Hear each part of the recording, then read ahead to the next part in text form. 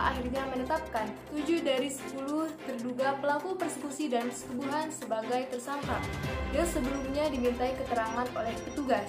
Penetapan status tersangka ini setelah polisi melakukan gelar perkara dari lokasi kejadian.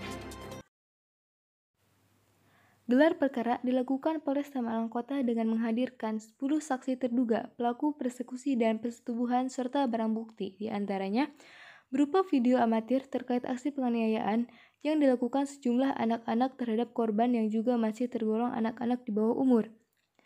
Jadi, gelar perkara tersebut Polresta Malang Kota akhirnya menetapkan 7 tersangka dari 10 saksi yang sebelumnya menjalani pemeriksaan intensif oleh penyidik.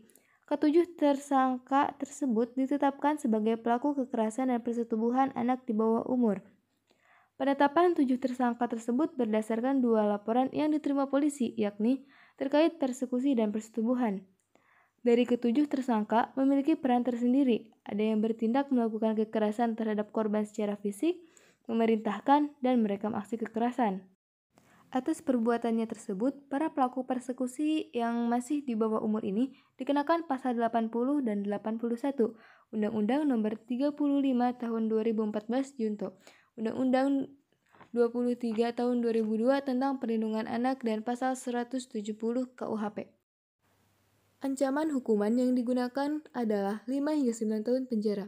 Sementara tersangka pemerkosaan dikenakan ancaman hukum maksimal 15 tahun penjara. Dari 7 yang ditetapkan sebagai tersangka, 6 dilakukan penahanan sementara. 1 tersangka dipulangkan karena usianya masih di bawah 14 tahun.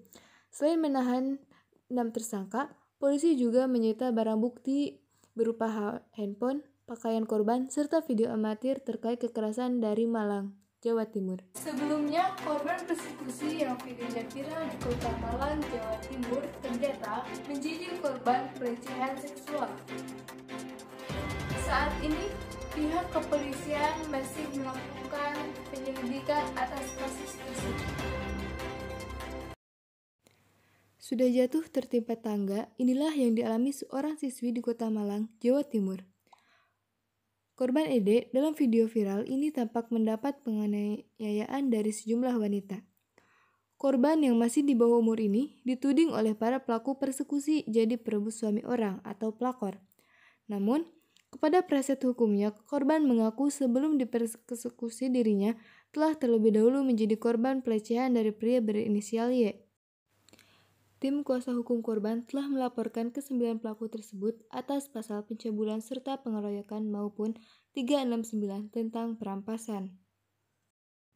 Saat ini, pihak kepolisian masih melakukan pendalaman atau penyelidikan atas kasus tersebut, termasuk memanggil dan meminta keterangan korban, serta para pelaku persekusi dari Malang, Jawa Timur.